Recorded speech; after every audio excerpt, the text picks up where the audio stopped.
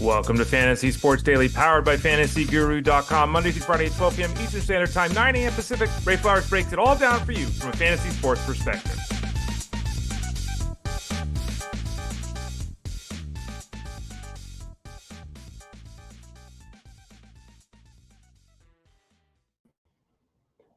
Hey there, everyone. Ray Flowers of FantasyGuru.com. Hope this show finds you well. Having a little bit of issues with tech. Hopefully that'll get rectified here in a brief moment. Again, I'm Ray Flowers of FantasyGuru.com. You have found Fantasy Sports Daily, powered by FantasyGuru.com, the free show, Monday through Friday, here on a variety of avenues, actually. Let's start out with the places you can listen to us. You can go to FantasyGuru.com, go click that Elite Plus tab at the top of the page. You do that, and you can find the shows listed there. You go to your podcast network, wherever that might be. Type in Fantasy Sports Daily. Boom, there we go. You can also watch us live or watch us at any time on demand, because obviously these things are stored. But if you're watching live in any of these three spots, you can also leave comments and questions that we can address throughout the show. First off is youtube.com/@ElitePlusNetwork, youtube.com/@ElitePlusNetwork. Next up is Twitter X @FantasyGuruSite. Then Facebook, facebook.com/FantasyGuruHQ. And if you go to the YouTube page, again, youtube.com/@EliteSportsNetwork. If you go there, you can find the show. You can pop it up, you can watch it on demand, you can pause it, rewind, all that kind of good stuff. And you actually get the whole show rundown listed there. So if you're ever looking at what show was it that they talked about, you can always just click on the show and there'll be the description there. We also throw the description up on the screen so you can see it, which we'll do here in a second, kind of the plan of the day to help people out. I've noticed a lot of folks, and again, I know everyone's busy and you got things that are going on and you don't have 6 hours a day and all that, but a lot of people are asking questions in Discord over at FG saying, hey, Ray, what do you think about this player? Hey, what are your thoughts on this? And I say, well, I talked about this morning. I talked about it. Or yesterday, I talked about it. I'm usually pretty good at divining what's going on in terms of the expectation game from people. So usually I'm pretty good at finding that. So hopefully that you'll get a chance to go and look through the descriptions and all of that to find out my thoughts on a variety of players. What are we talking about today on the show? Well, it's a Tuesday, so we're talking a little bit of football. We're talking a little bit of baseball. The first half hour of the show will be about baseball. It will not be about Angelo's comment of the entire show on how great Elly De La Cruz was. No, the whole show won't be on that, Angelo, but great point. Couple home runs last night, 7 RBIs. We were talking about that live on the show last night. When I say the show last night, remember, Elite Sports Game Time is back. Justin Fensterman and myself, Monday through Friday, 8 to 10 Eastern on Sirius XM Fantasy Sports Radio. So we were talking about this live. Elly De La Cruz was my highlight of the day with that second home run that he hit yesterday. Phenomenal start to the season. Remember, he changed his approach, changed his batting stance, and they're hoping that he can just make a little bit more contact. If he does, this guy might be the limit there for him offensively. But this show is 12 o'clock Eastern Standard Time, Monday through Friday. The Elite Sports Show is at 3 o'clock on Sirius XM Fantasy Sports Radio with Jeff Mans, Monday through Friday. And then Game Time with Justin and I, 8 to 10 o'clock Eastern, including tonight, of course, Monday through Friday on Sirius XM Fantasy Sports Radio. So we'll spend the next 25 minutes now, because I've been rambling on to start the show, talking about suspensions, talking about contract signings, talking about injuries. You know how this goes. There's a lot that's happening in the world of baseball, some really big stories, actually. So we'll talk about them directly here in a few minutes. Some injuries as well. Guys coming up, we had a Eury Perez question. I want to say it was in Discord yesterday, so I figured I'd address it here on the show today as well.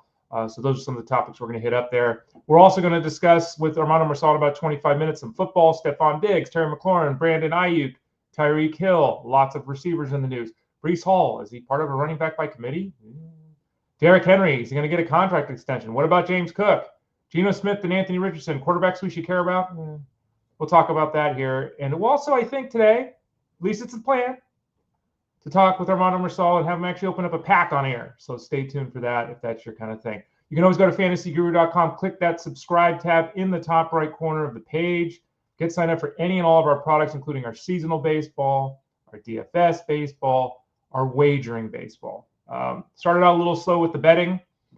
Apologize to everyone for that. But again, this is how it goes. Justin and I talked about this on the show last night. When the season begins, the data is sparse. We're looking at 2024 numbers. We're looking at performances in spring training. It's tough to get a real good handle on that. But last night, we turned things around. 4 for 4. 4-0 last night was Ray Flowers. So we're right back in the winning column. Everything's good to go. Sign up again by hitting that subscribe tab in the top right corner, or you can always send a note to support@fantasyguru.com. Support@fantasyguru.com. Oh, and by the way, my top three pitchers yesterday for the DFS slate: Glasnow, Bowden, and Rasmussen. Allowed a total of 2 runs. So we did a pretty good job there on the pitching side as well. All right, so let's talk some baseball. Jurickson, Profar, and I see the comments here about Jurickson, Profar in the chat room. Jurickson, Profar was suspended. Now, he's suspended for 80 games for using PEDs. HCG, let me start to pronounce this. Chronic Genadrophin, I don't know. HGC. 80 games is what we need to worry about in the fantasy space. It was really weird yesterday when the Braves signed Stuart Fairchild. The Alex Verdugo signing was like, okay, why not add more depth? But isn't he kind of redundant? They kind of already have a lefty and Derrick. Now it all makes sense. They added Fairchild for depth. They added Verdugo because they knew this was coming. The Braves, obviously, the situation with Profar going on behind the scenes.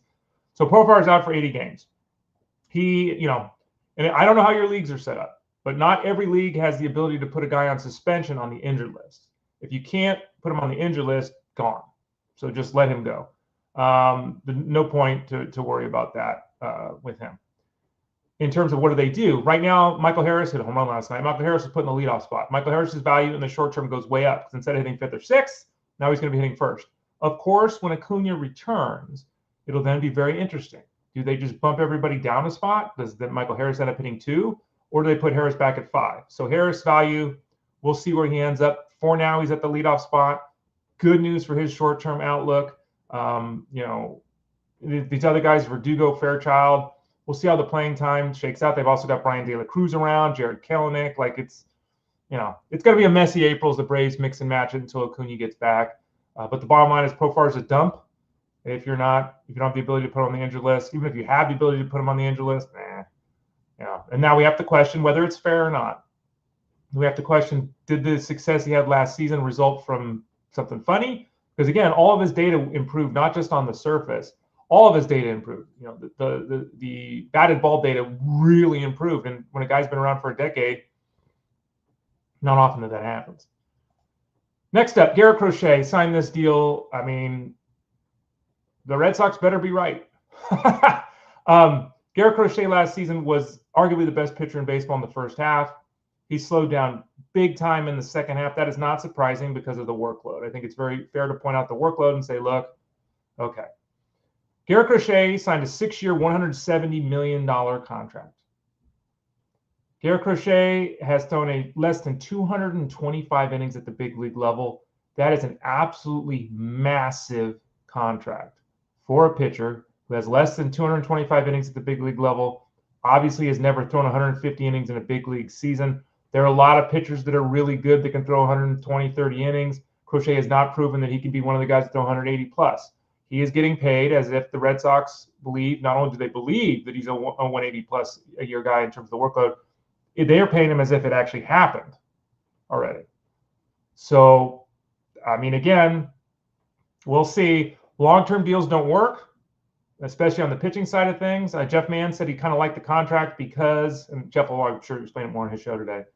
We're having an IM discussion. He said he liked the contract because they're paying him early in his career, right, before he's racked up a bunch of innings. And let's remember, he's already had issues in surgery and all of that. But secondarily, he then said, I wouldn't give a guy more than 3 years. I agree with that. So the Red Sox are all in. I know the fantasy space, everyone's all in. He was drafted as an SP1 this year, was Crochet. I find it stunning because remember, we were talking about this the other day. Sedano Rafaela signed a contract that, 6 years, $50 million, whatever the hell it was. We're hearing that the Red Sox are working on signing Christian. What's the guy's name? I'm drawing a blank. Is it Campbell? Why am I thinking Campbell? That's not right. Someone help me out in the chat room there. The second baseman for the Boston Red Sox. What do we got? Christian Campbell. Oh, I was right. It is Christian Campbell. Sorry, I'm having a brain fart this morning. Christian Campbell, they're talking about signing him to an extension. We saw Ozzie Albies years ago sign to an extension. We saw Brendan Pfaadt recently sign an extension. Like, these things make sense. But they signed Crochet to an extension of $170 million. Like, I don't have the numbers in front of me, but you could have gotten Campbell, Rafaela, Pfaadt, and Ozzie Albies for the same price they gave. So we'll see with Garrett Crochet, massive amount of money for a guy who's never proven that he can go deep into a season. Tigers placed Gleyber Torres on the injured list with the left oblique strain. Oh boy, here we go. Let me get a second of my drink here. By the way, do you like my shirt? It's kind of hard to tell. I got a Star Wars Tiki shirt here. You got a little tauntaun there with Luke Skywalker on it. Kind of hard. What's on the screen here? There's Jabba the Hutt, and then Han Solo's in his carbonite. You got a little the band here from the Cantina. I got a C-3PO. He's the king of the Ewoks. Pretty cool shirt. Anyway, Ryan Sporer. Oh, Eric S. said, Saul, look, thank you. Yeah, there's more in here. There's Yoda on here. There's AT-ATs. It's a pretty cool shirt. Ryan Sporer, by the way, if anyone's looking to get one themselves. Gleyber Torres is placed on the injured list. Oblique strain, 4 to 6 weeks is kind of the general. As you know, we don't know. I didn't get a definitive on how long they expect him to be out, but 4 to 6 weeks is pretty fair with Torres. Obviously, a hit to the Tigers. Torres becomes just a stash at this point. If you don't have IL spots, again, tough to hold a guy that's going to miss a month. And this is really fascinating. Spencer Torkelson a month ago was going to get traded, or he was going to be sent to the minors. Like, he wasn't even going to be part of the team. And then he goes out and blisters all spring. Then the season starts, and it's like, well, this guy's hitting really well. We got to find a spot for him. And there's some, then Parker Meadows is out, and they're trying to make this work and get Torkelson in the mix. Well, now Gleyber Torres is out potentially for a month or whatever, right? Cole Keith probably goes back to second base full time, which now opens up first base for Spencer Torkelson. So Spencer Torkelson is obviously rising in the rankings. I had someone ask me in Discord today, do I drop Tristan Cassis to pick up Torkelson? You do not drop Tristan Cassis to pick up Spencer Torkelson. But if Spencer Torkelson is on the waiver wire, you add Spencer Torkelson. Okay, to me, that's a very clear. I talked yesterday about how I added Spencer Torkelson in the one league he was available that I'm in. I paid $80 of my $1,000 to add him to my squad. A little surprised there wasn't a little bit more of a push for him, but I feel very, very good about that in that 15-team mixed league. Spencer Torkelson was also listed in the Fab article over the weekend as our #1 first baseman to target. The price point there was $60 to $80. So hopefully you're already in on Spencer Torkelson, because all the news continues to break in his favor in terms of playing time in the coming season. All right, let's go next to see. Let me make sure I did something. Let me make sure I invited Armando Marsal. I did. Okay, I wanted to make sure I invited Armando Marsal to join us here in about 15 minutes. Eric says the season of the Force is happening at Disneyland for the next month or so. Eric, is that where they? I saw holograms. I saw it on Instagram. They're projecting holograms and stuff. Seems pretty cool. They also were talking about. I was watching Gemstones last night. I won't blow the story, but there was a mention of a Force ghost. Pretty fun. Anyway, okay, let's go to Maikel Garcia. We talked about Maikel Garcia many times on the show. I've drafted him in multiple leagues. You probably have as well. Qualifies at multiple positions coming into the season. He hit his second home run yesterday. He walked twice yesterday. He's played some outfield already. He's hitting the ball hard. I think the concerns we had a couple of days ago when he was out of that lineup, and it's like, what the hell is going on? I think those concerns are past. I think the Royals realize, they probably always did. Let's be fair. They realize that, Maikel Garcia is going to play 150 games this year. And so I feel much better about that. And again, as we talked about in the preseason, there's a potential he picks up outfield eligibility too, which is huge. Not going to produce great power numbers or drive in a ton of runs, but he's going to play every day. He's going to score runs, and he's going to steal bases. And he's going to qualify at multiple positions. Jose Altuve, this one's really interesting. Jose Altuve, who was named the starter in the outfield. We've talked about this on and on, so I won't go over that all again. But he's a left fielder for the Astros. Yesterday played second base. I don't know. They put Mauricio Dubon in, and they put Dubon in the outfield. Dubon can play second base. Why don't they just put Dubon at second and leave Altuve in the outfield? This is the thing that always frustrates me, and I don't understand. I don't get why teams do this. If Altuve is not great at second base, and you've named him your everyday starter in the outfield, which they did, why are you then putting him back at second base so Dubon can play the outfield when Dubon can play second base? So we'll see. Maybe heading into next season, Altuve will still qualify at second base and also be an outfield option. I don't know. I don't know what the Astros are doing. It's weird. It's not like they need to get Altuve reps at second base. He's played second base for 15 years. We'll watch this one. It was weird to me. I don't get it. I don't understand it. But just something to point out. Maybe not all hope is lost if you have Altuve in a keeper league. Maybe he'll still be second base eligible next season. We'll see. Gunnar Henderson, who's on the injured list with an intercostal strain, is expected to return on Thursday when he's eligible. This is what the team has been saying all along. This was our expectation. We talked about Henderson in the offseason, the fact that, yes, he might miss the start of the season, but we're only bumping him down a couple of spots on the big board because he's very likely to be ready, good to go early in the year.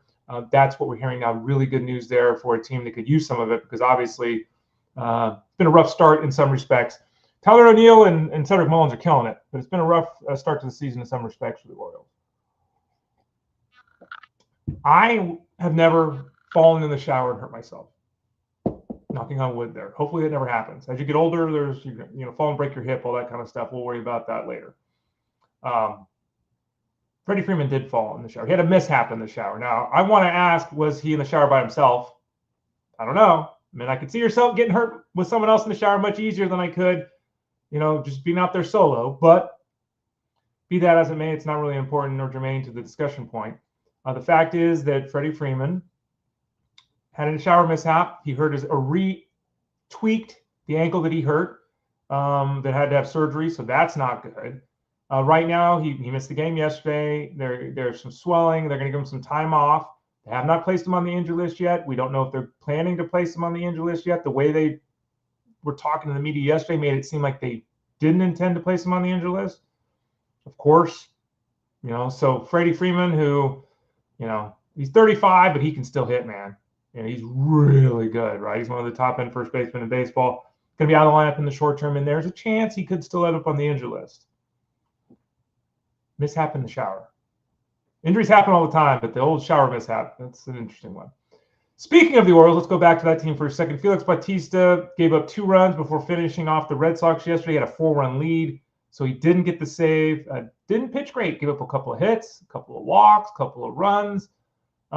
He hit 98 miles an hour on the gun, which is down a little bit. It's a little bit better than, I think he was sitting at 97 a lot in his first outing this year, so 98's a little bit better. He's still not in midseason form. That's not surprising. His makeup, his stuff, and his previous success, you got to figure the Orioles will give him a long leash here. But we have seen this across the land, and it's only been a week here. But closers and bullpens have been rocky thus far. That's been a pretty universal thing so far. So Bautista's kind of falling right into that. But, they have the day off today. He should be available tomorrow. So there's no outward concern with Felix Bautista. I just wanted to put it out there because I've seen a lot of people ask questions about relievers. And I guess no one would think at this point in time of dropping Bautista because he was probably a top 10 reliever off the board in your draft. So you probably don't want to drop him at this point. But, he's working his way back. And so there you go. Going back to the Braves, we talked earlier about the situation with Profar. And I saw it mentioned here. Angelo mentions it. Reynaldo Lopez.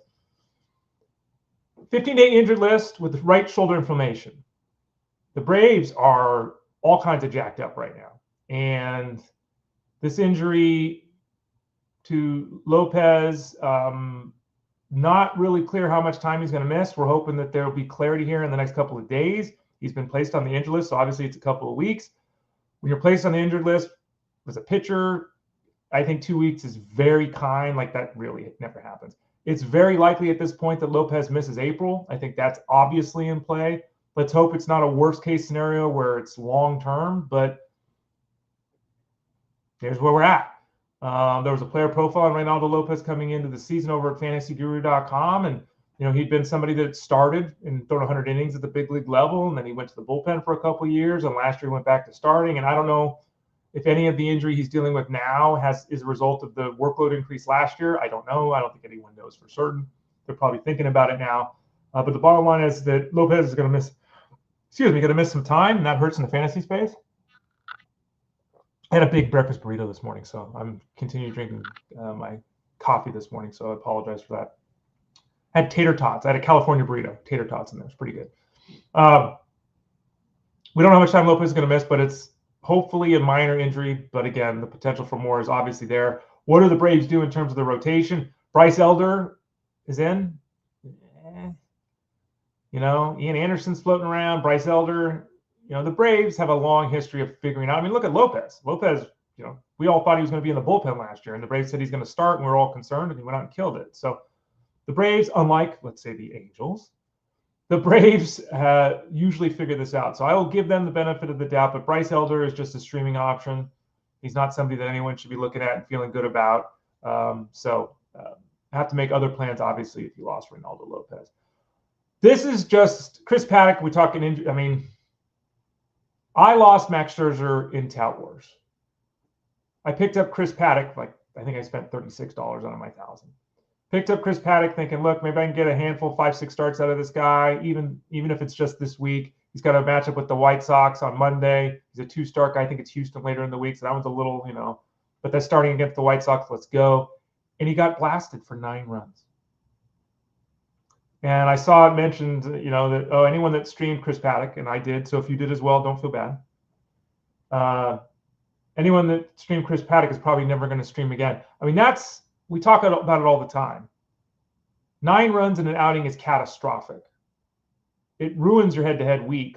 You almost have no shot in a head-to-head league. But even in a roto league such as myself, that's catastrophic to the ratios.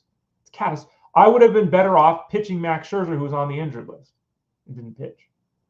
Certainly wouldn't have been better off going with Brian Abreu out of the bullpen, right? So sometimes you make the right call and the right decision, and it doesn't work. And that was what happened yesterday with Chris Paddack. No one could have foreseen real struggles against the White Sox. Certainly no one would have foreseen obliteration by the White Sox. Bananas. So if you took it on the chin like I did, it happens. And yourself, it was the right decision. Eury Perez has got the elbow issue. He's coming back from surgery. He's going to face live hitters today in batting practice. As we talked about, I think it was on the show yesterday. If not, it was just in Discord. He's expected back around mid-season. This is a big next step, throwing live batting practice. That's really positive at this stage of his development. Certainly has 3 months here to get ready to go by mid-season. He's on track. We'll obviously get an update after today's throwing session. Hopefully it'll be a positive one. But Eury Perez, and don't forget, Eury Perez will likely be a star in this league. The question isn't, is he going to be a star? Is he going to be a star or a superstar? Provided that he can come back from the injury, which not everyone can. He's got a chance to be a superstar in this league. He's taken a big step today, so we'll watch for those news reports. Brandon Woodruff, another guy coming back from injury, though his was to his shoulder. He's going to throw a simulated game today. Through a 3-inning simulated. He's scheduled to throw a 3-inning simulated game today. And then he's going to throw another one on Monday next week. If that goes well, then he probably goes out on a minor league rehab assignment.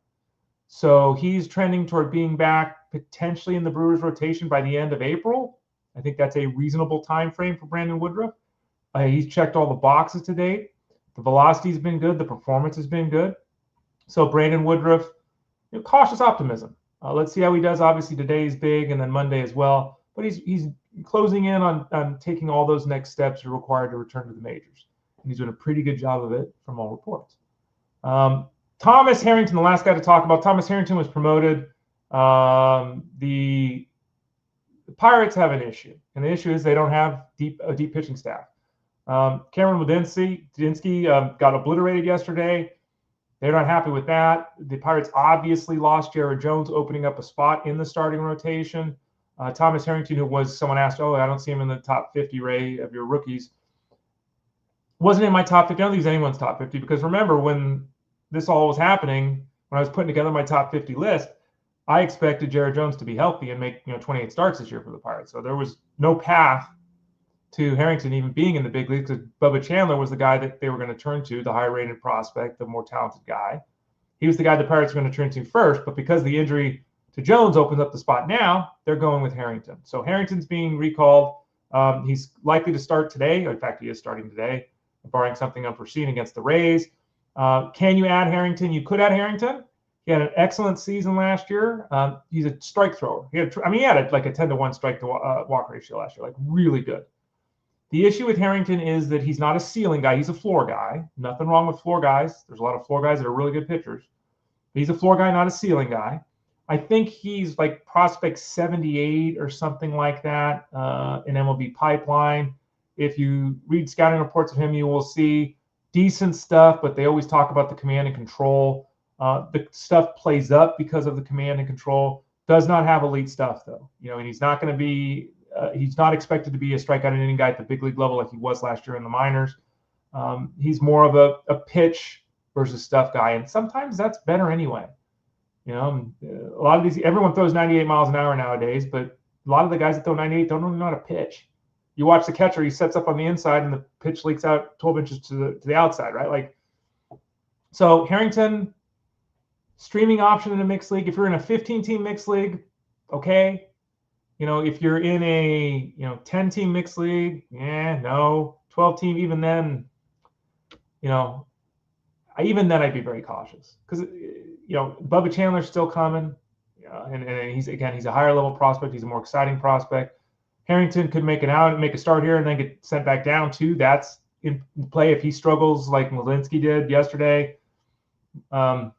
So cautious excitement, just be cautious with Harrington. I'm not rushing out to get him in a mixed league, especially because most of you are in shallow mixed leagues. Let's look at the comments here before we talk to Armando Marsal and talk some football. Let's see here. Angela said, someone dropped Ozuna. I just added Ober after dropping Profar. Yeah, Ober we talked about a lot.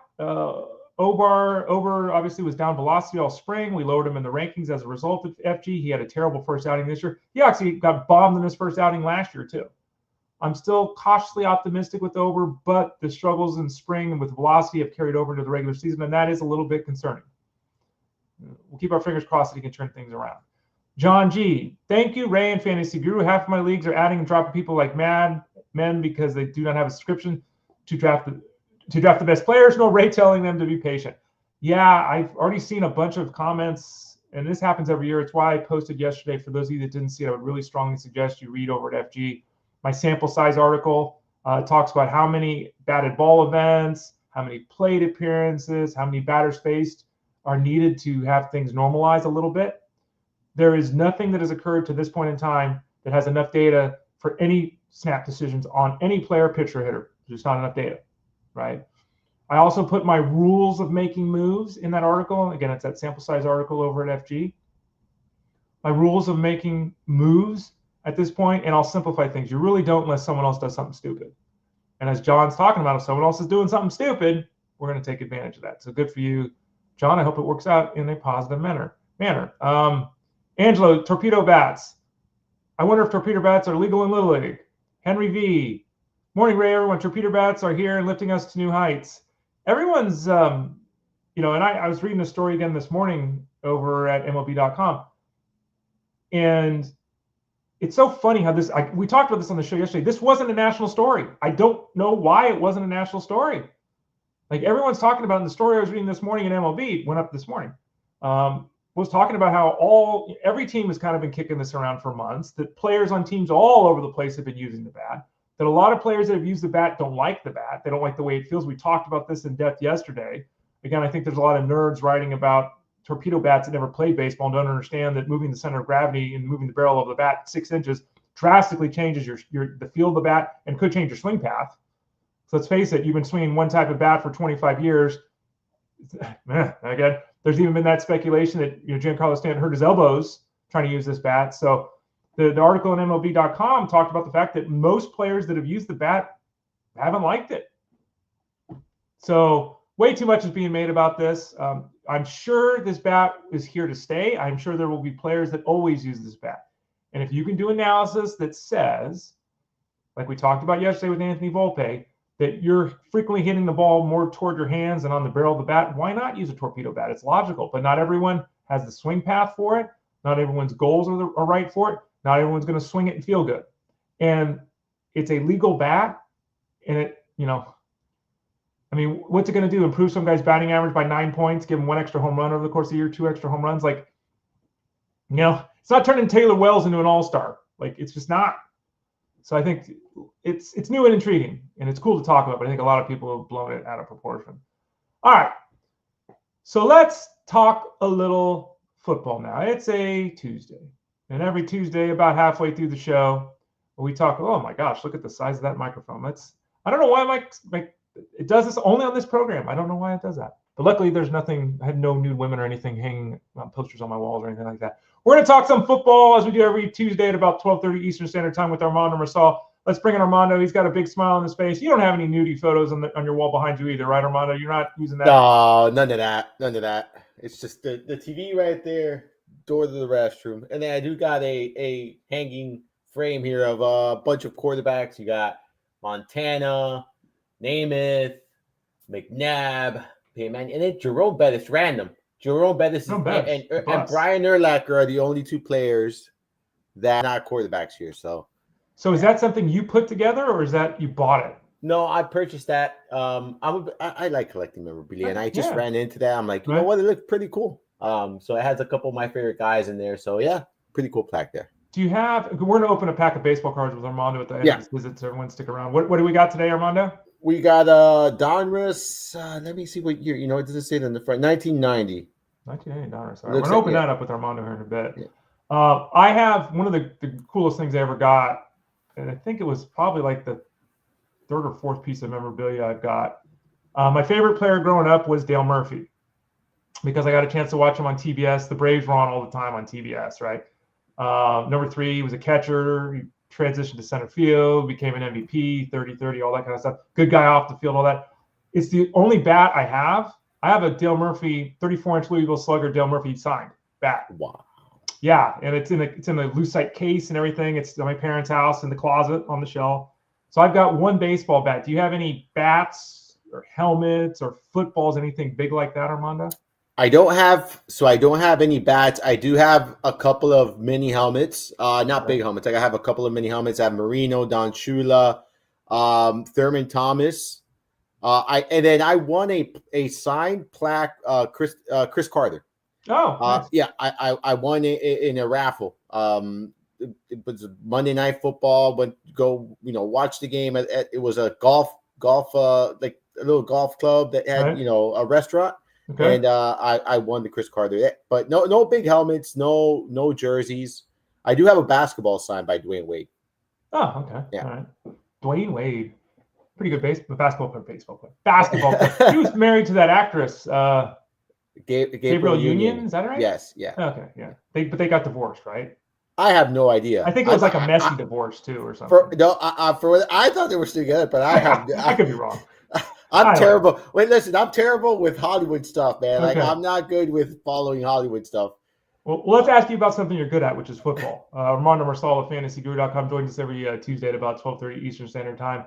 Some stories in the news. Figured just get your thoughts. It's kind of at dead time in the NFL. I know you and the crew over at FantasyGuru.com are really cranking out the rookies in terms of the player profiles, looking at the draft, basically. How's that going, by the way, before we jump into the questions today? It's going well. I'm taking care of the quarterback position. I'm going to try to post 3 this week. I wasn't able to post one last week, but I'm going to try to post 3 by Friday here.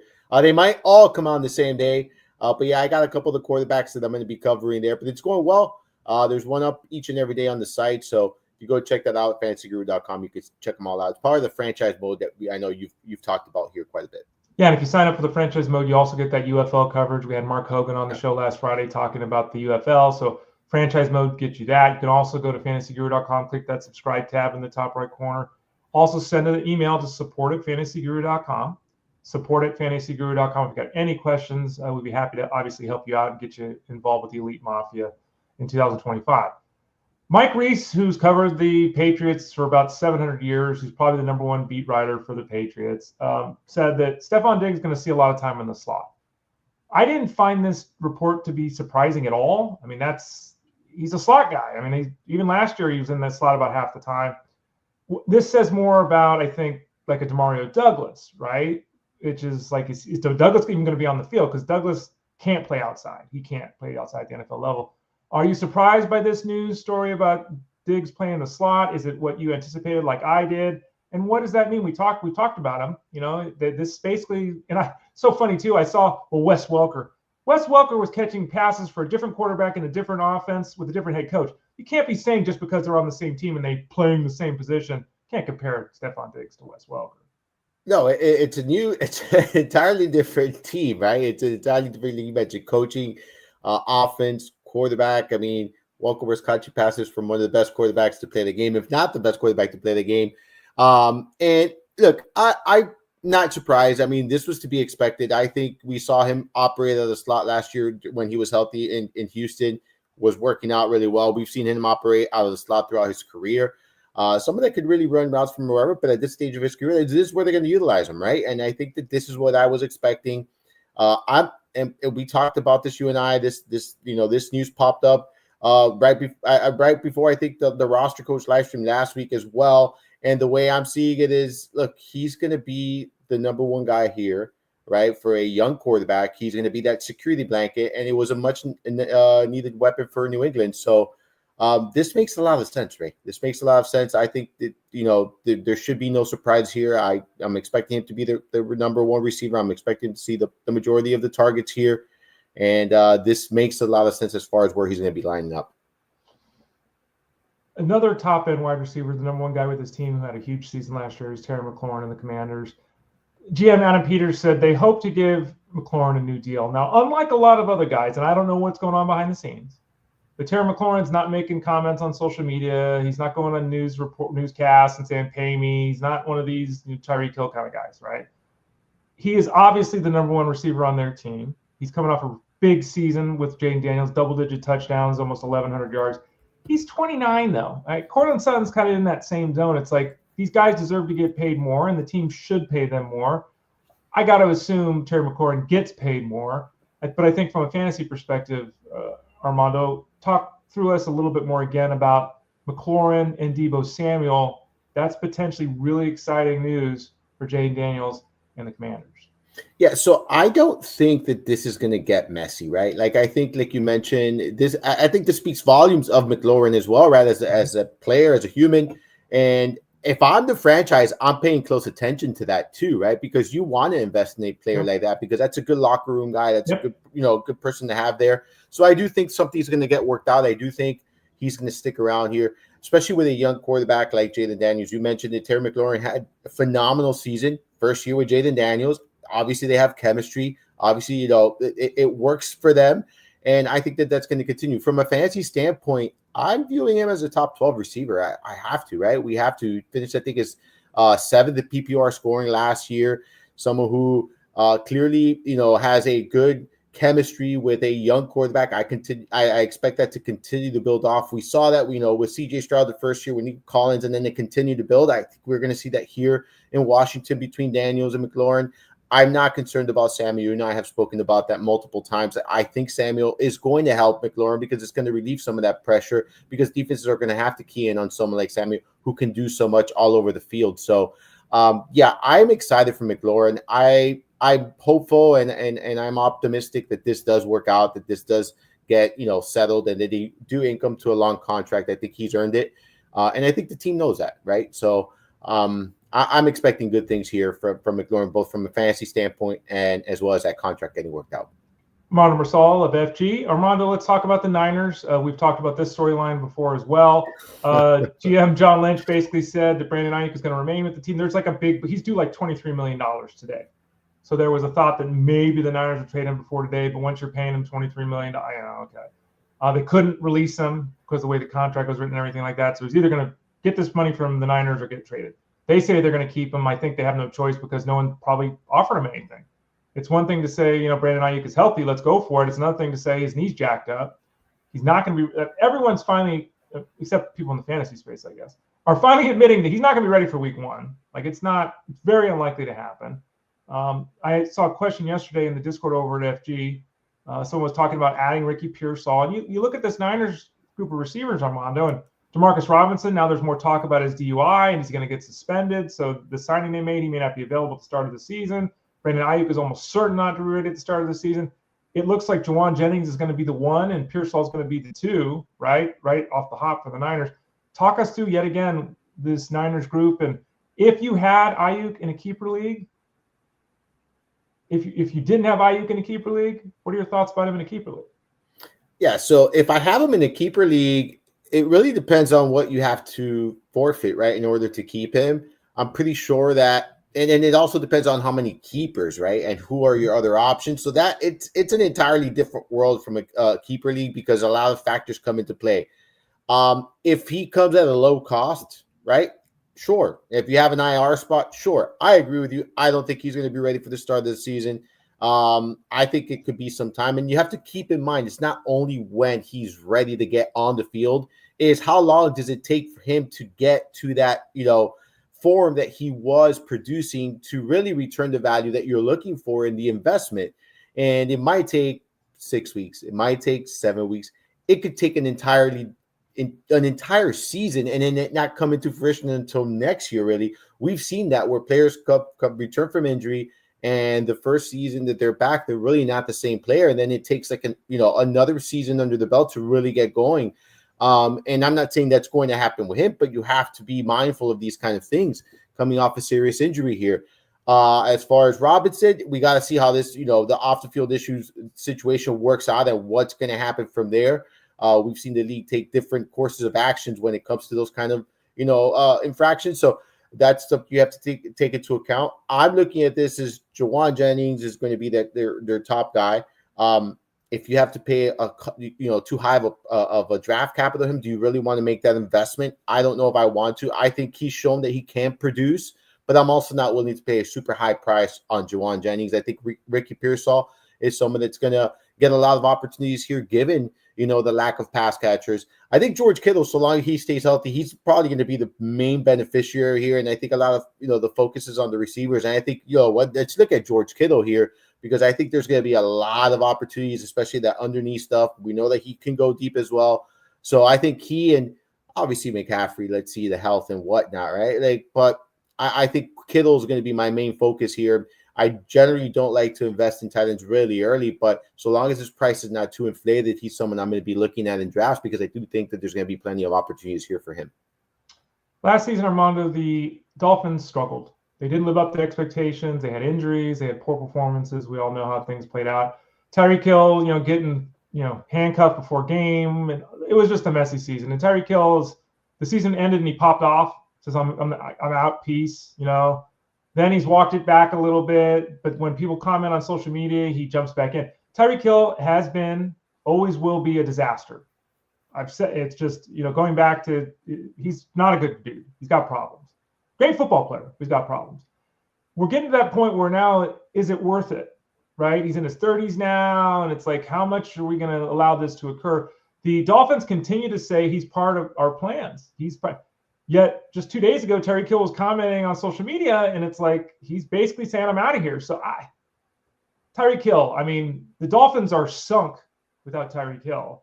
They desperately need him for this offense. What do you think? Is he going the route of Antonio Brown? It feels like it, right? It just, I get I don't want to say it, but you do get the Antonio Brown's vibe there, Look, if I'm the Dolphins, I'm parting ways with him. I don't think it's worth, if you're really trying to create something here, this is going to be a massive distraction, right? It really is in the locker room.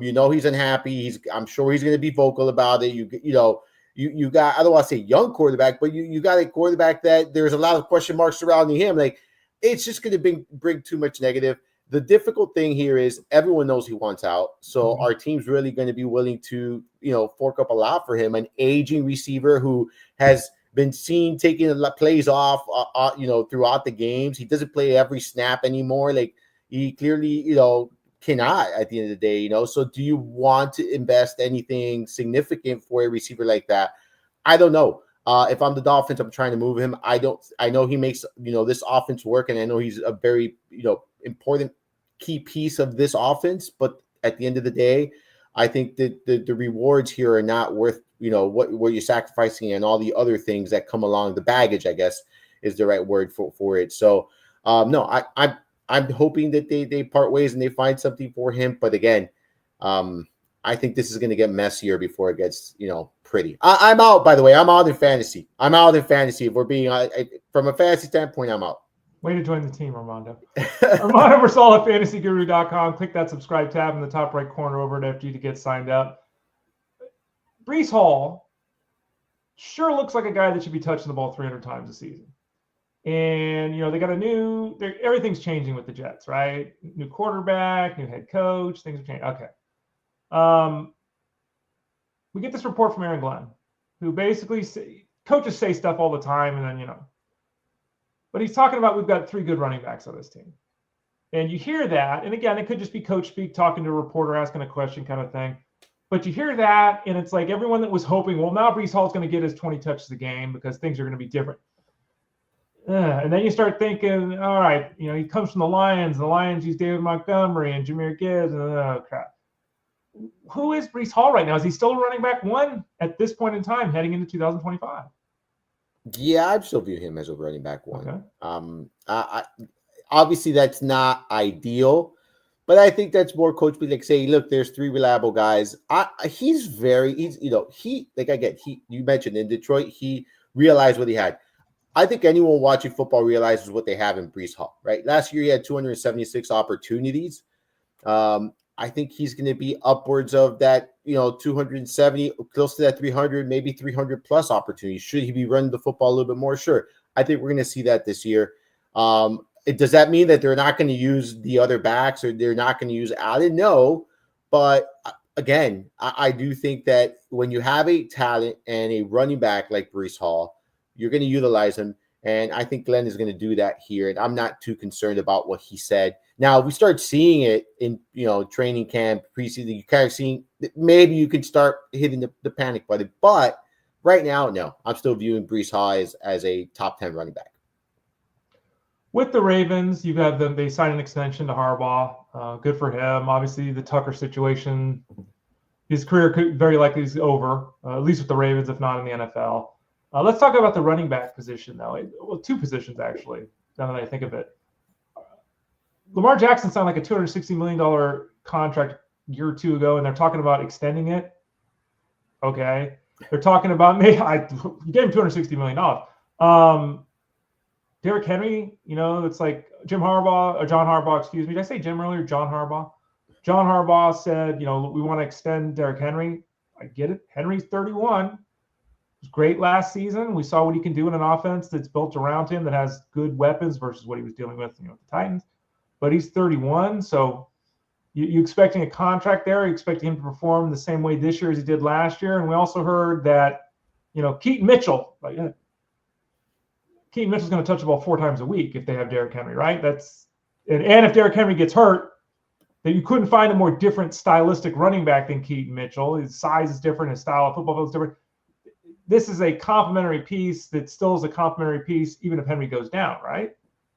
I'm going to take a close look at ADP from a week ago, and then after this news, I want to see how much reaction there is to this because I don't expect Mitchell to take away an abundance of opportunities from Henry. We saw how effective Henry can still be. I agree with you. I don't know about the extension, but maybe they're just working the numbers to kind of make other things work. We don't know what's going on there. But that front office is a smart one. That's what I've seen. That's what their track record has shown that. So I'm sure there's a method to the madness there. As far as Henry's concerned, look, I'm viewing him as a top 15 running back. I'm not going to draft him as a top 5 running back. I'm not going to draft him as a top 6 running back. I'm looking at more as a low end RB1, high end RB2. He's getting up there in age. Yes, he was still effective last year. But again, do they need to utilize him as much as they did last year? And that's the thing that you just have to ask yourself. I'm not sure. We've seen players at this age sometimes franchises hold them for the postseason. We kind of saw how they utilized Mark Andrews last year, right? Where it was not really they weren't utilizing him a lot and kind of give him a little bit more opportunities down the season. We've seen that with Kelsey. So for me, yeah, look, I'm still investing in Derrick Henry, but I'm not going to invest him as a top 5 running back. I'm more of a top 12 running back. Low end RB1 is kind of how I'm viewing him, and I'm not too concerned about the Mitchell news. I would handcuff with Mitchell though if it's not too pricey.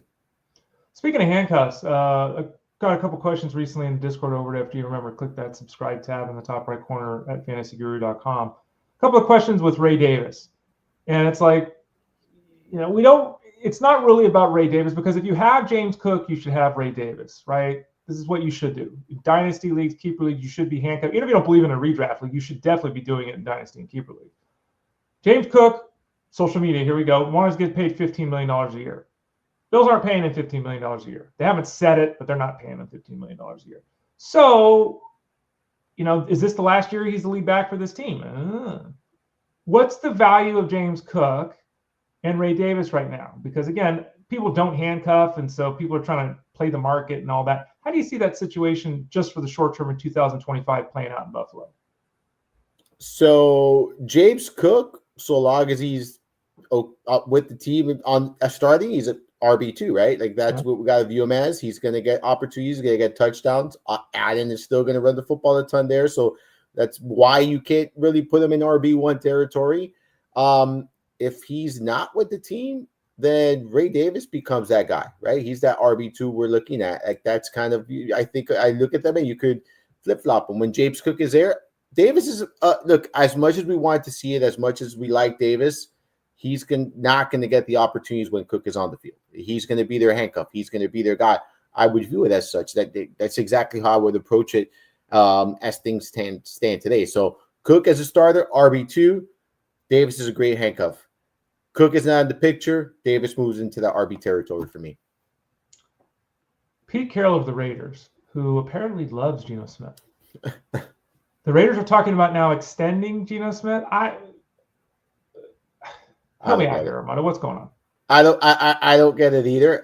For me, it's just one of those things where you're just securing the QB position here for the next couple of seasons. You're probably going to get it at a relatively cheap cost. He knows the Carroll system, right? He's played for Carroll before, so it's the only thing that makes sense. I mean, what is he? Is he 34? 34. Yes, he's 34. He's 34. He's getting paid like $35 million. It's not like $25 million. Okay. So he's cheap relative to the position, but the Raiders are going to give this guy a 3-year, $130 million contract? Like, I don't know. I mean, he's fine. It's the Raiders. It's right. That's kind of the thing. It's like, in the NFL, you can always be competitive. It doesn't take long to turn things around to be competitive. But you also don't want to just be winning 8 or 9 games every year. Like Geno Smith is not building, he's not improving, he's not increasing the value of your. It's not like he's going to lift Jacoby Myers. He's just going to throw the ball and not turn it over. And okay, fine. He's fine, but you're not winning a Super Bowl with Geno Smith. And you can even make the argument clearly that in that division, you may not even make the playoffs with Geno Smith. It's just weird that they're talking about extending him, in my opinion. I was going to point that out. Like, you forget the conference. That division, he's not going to get out of that division. Yeah. There's no way. He's what? I would say he's probably what you have: Chargers, Kansas City, Las Vegas, and then I'm blanking on the other one. Chiefs. Yes. Chiefs. Kansas. It's Bo Nix. Justin Herbert. He's the worst quarterback. Justin Herbert, Patrick Mahomes, and Geno Smith. Yeah, he's easily the worst quarterback. He's the worst quarterback in that division. Yeah. I forgot Denver. Yeah, so Denver was the one I was blanking out on. So no. It doesn't make sense. Like he is exactly what you said. You're going to get 8-9 wins with him, maybe 8-9 wins with him, and I don't even think that's going to get them to in the wild card. Like it's not. Like I just but it doesn't make sense to me. Final quarterback position to ask you about before we open the pack of cards with Armando Mersal. The Colts franchise quarterback Anthony Richardson, fantasy superstar Anthony Richardson.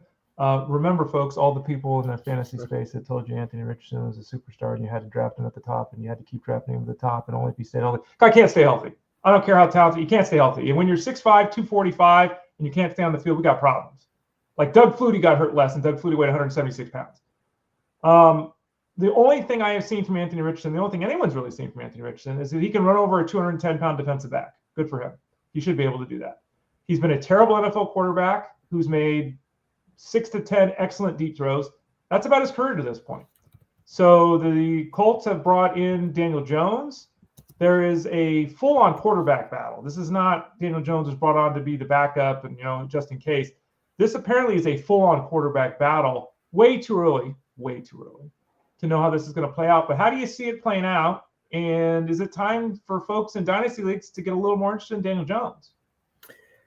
I would be interested in Daniel Jones in Dynasty Leagues, and especially in 2 quarterback leagues. I'd be looking to maybe get him at a cheap cost now before I do think it's inevitable that he will start the game here, whether it's through injuries, whether it's that, the team has seen enough from Richardson. He completed 48% of his passes last year. And earned that. That is not good. Okay. That is not good. And like you said, the athleticism is there. Yes, there's no denying that, but sometimes that's not enough to get you, past the hump in the NFL, right? As in a very important position. And he has struggled. I know he's worked with Josh Allen and whatnot. So I'm expecting a full-blown competition. I do think that it'll be close enough, right, where even if Jones has a slight edge in it, they're still going to give Richardson that chance, right? Because at the end of the day, they're going to admit that they were wrong right away, right? Like that's another factor that gets played here. But I don't think he would have a long leash. I think that if he struggles and he continues with, unable to complete passes, just struggling, I do think he'll be in a short leash. I think we'll see Daniel Jones. So I do think, like, in 2 quarterback leagues, Jones is going to be that quarterback that if he's not named the starter and Richardson's named the starter, he's going to be that quarterback that I get as my QB3 after I get my 2 guys and just hang on to him for a couple of weeks and see how that situation plays out, because I do think Jones will get a chance. And once he does get a chance, I believe he will hang on to that job. I do think that is something that we'll see here. But again, it really depends on how Richardson starts the season and what he does. Isn't it interesting, just from a broader perspective, like, is Geno Smith really better than Daniel Jones? I don't think so. I mean, Daniel Jones is more athletic. We know that. And as a passer, I mean, I think it was just the system and the accompanying players. Like, when you're under duress every time you drop back, which has basically been Daniel Jones for the last 2 years, 3 years.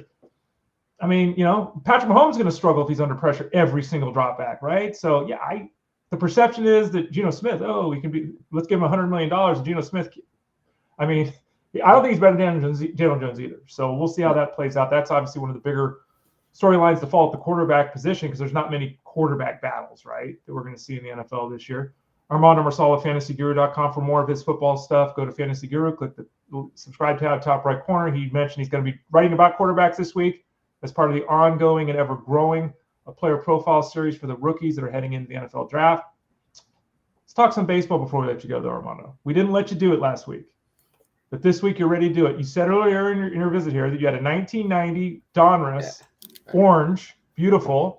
What's the MVP? What's the special bonus that we could get in this pack, Armando? Collect all MVP bonus cards. So I'm assuming there's bonus cards here. It has a puzzle and cards featuring Carl Jastrzemski. Carl Jastrzemski? Yeah, there you go. The puzzle. There's 3 puzzle pieces and 16 picture cards. So you get to collect all of them. And we got something back here that says it looks like there's 26 1990 Diamond King prints in here as well. Could be potentially. Yeah, so the Diamond Kings were kind of hand drawn. Yeah. Ish, and then everyone remembers the puzzle pieces, I think, too. From I used to love them. Did you ever put it together? I never got to. No. Yeah. I wonder if I never got to today, because now they're probably not, because there's so many packs.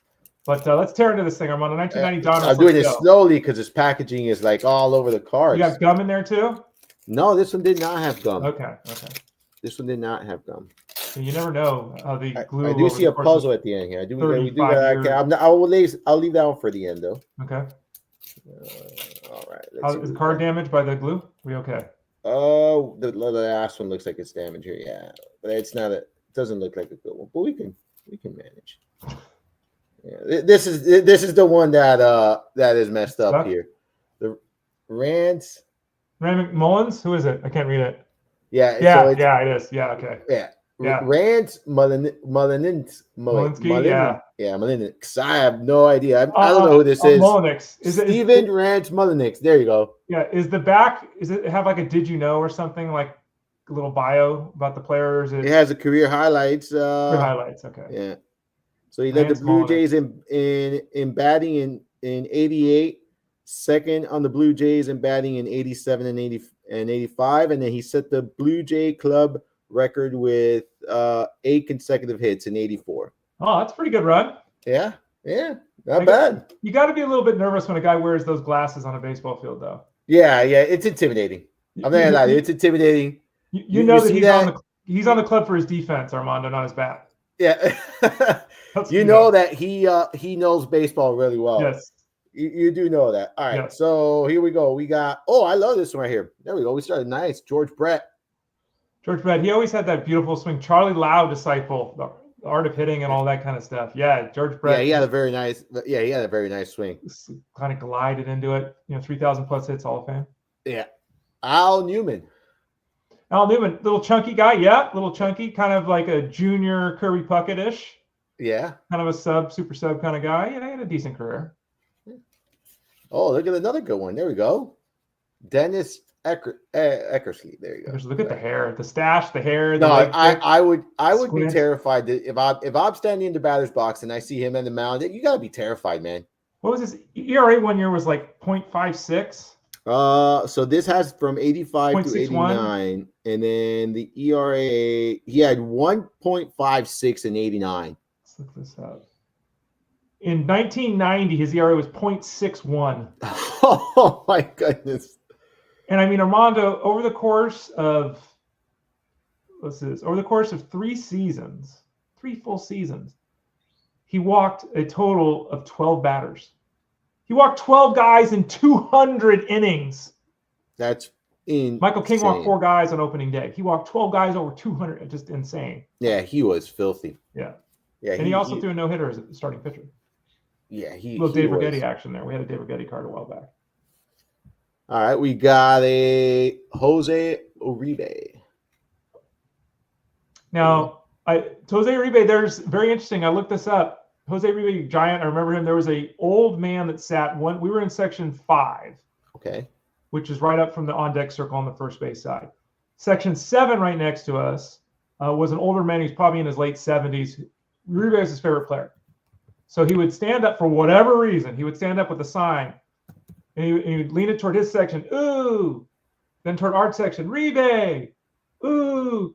So we used to do this at Candlestick Park, the chant led by a 78-year-old white guy with black wire glasses who loved Jose Uribe. Really? That's awesome. Jose Uribe was not that good of a player, but he sure loved him. I don't know why. We got a rated rookie here. Okay. Julio Machado. Throw it away, Armando. We don't make any money on that one. We don't. We don't. Great name, but no, that one didn't. He didn't end up paying off. Keep it for the hair. Keep it for the hair. Yeah. Okay. We got the Diamond Kings of drawing here. We got Lou Whitaker.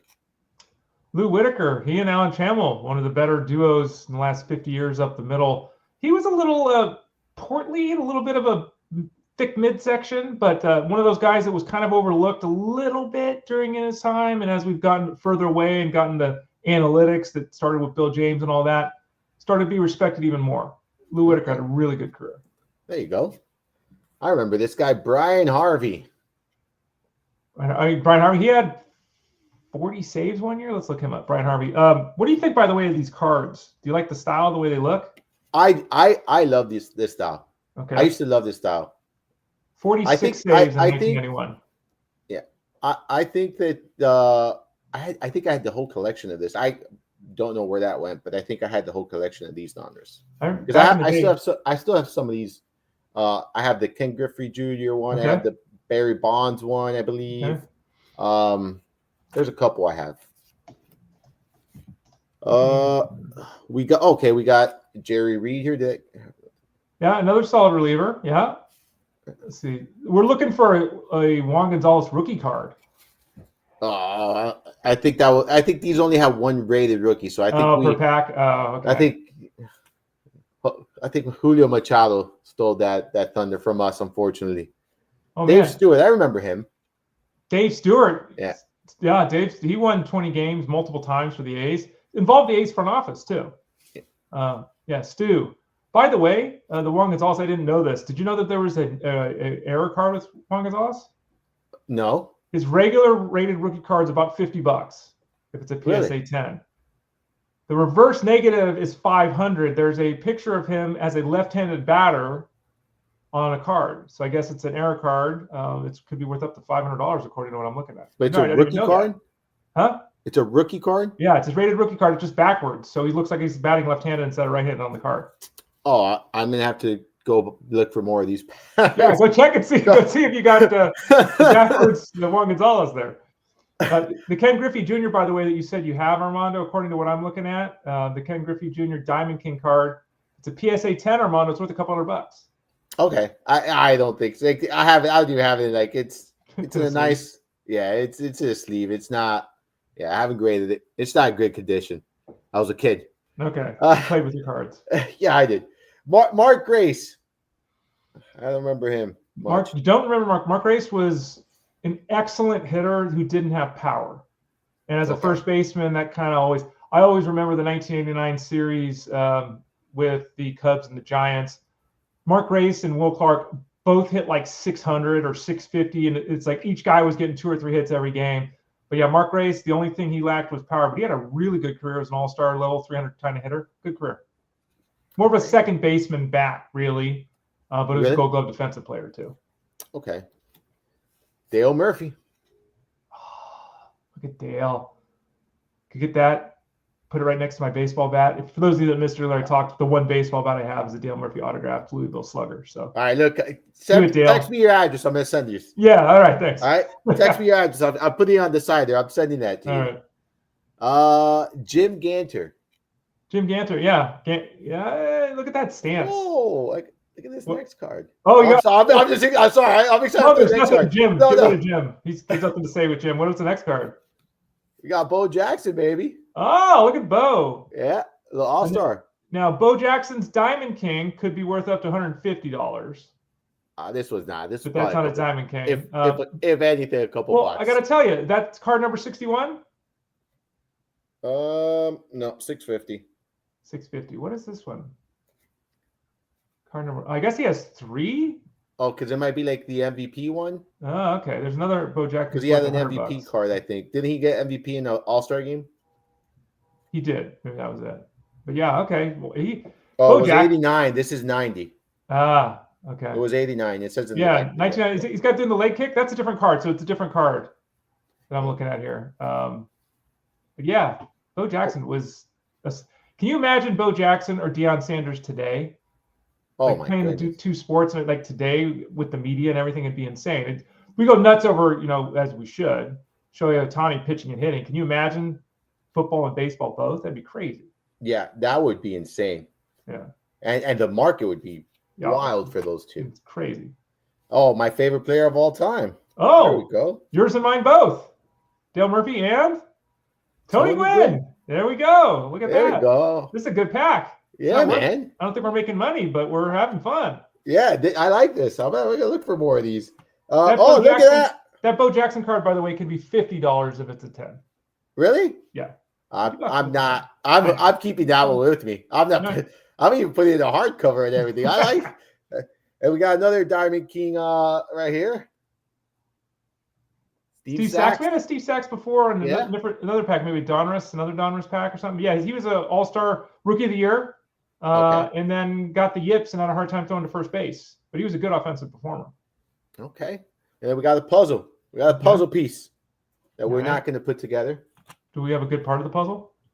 The face. Oh, that's a good part of the puzzle. Yeah. His nephew is now on the Giants. Mike Yastrzemski. No, it says Carl Yastrzemski. Yeah, that's Carl Yastrzemski. I'm saying his nephew's on the Giants now. Oh, okay. Yeah, Mike Yastrzemski's an outfielder for the Giants now. Okay. Yastrzemski was famous. Well, he's a Hall of Famer. He's famous because he held his bat really high and straight when he got set. Kind of did a little Craig Counsell-ish kind of thing. But okay. It was 20 years of Ted Williams, then it was 20 years of Carl Yastrzemski, and then it was 10, 15 years of Jerry Rice. Why can't I think of Rice's first name? Someone help me out here. Baseball, Rice. They had like 40 years of Jim Rice. They had like 45 years of all-star left fielders. Like it was pretty remarkable the run they had there with the Red Sox. Well, that's it, huh? Well, that's a pretty good pack. Your favorite, my favorite? Yeah, I'm going to send that one to you. I'm going to send that to you. That $1.12 card is headed my way. Let's go. Yeah. We got this. Armando Marsala, fantasyguru.com. He's with us every Tuesday at about 12:30 Eastern Standard Time. Oftentimes, he open packs of cards. So if you're of an older age, such as myself, Armando's much younger than me, but if you're in your 40s plus, we often talk about a bunch of players that you probably remember from your childhood. So, Armando, thanks for the pack of cards. Thanks for your time today. People can read your stuff by going to FG, clicking that subscribe tab at the top right corner. We talked a lot of football, also involved with basketball. Are you not? Yep, basketball. I'm on the cheat sheet today. I'm on the cheat sheet tomorrow. Then shifting gears to NFL later in the week with rookie profiles and Mind and Marcel podcast. So make sure you check all of that out over there at fantasyguru.com. He's Armando. I'm Raymond. Again, Armando's with us every Tuesday. He'll be back tomorrow with Justin Fensterman here on the show as well at about 12:30 Eastern Standard Time. This show, Fantasy Sports Daily, Monday through Friday at 12 o'clock Eastern Standard Time. Monday through Friday on SiriusXM Fantasy Sports Radio is Jeff Mann's show, the Elite Sports Show. I'm with him every Wednesday. And then even later in the night, from 8 to 10 Eastern on SiriusXM Fantasy Sports Radio, Game Time is back with myself and Justin Fensterman. So here at 12 Eastern for this, 3 o'clock Eastern for Jeff Mann's on SiriusXM, and then from 8 to 10 Eastern Time, Justin Fensterman and myself on SiriusXM as well. For Armando, I am Ray. Have a good day. We'll talk to you again tomorrow here on Fantasy Sports Daily, powered by FantasyGuru.com.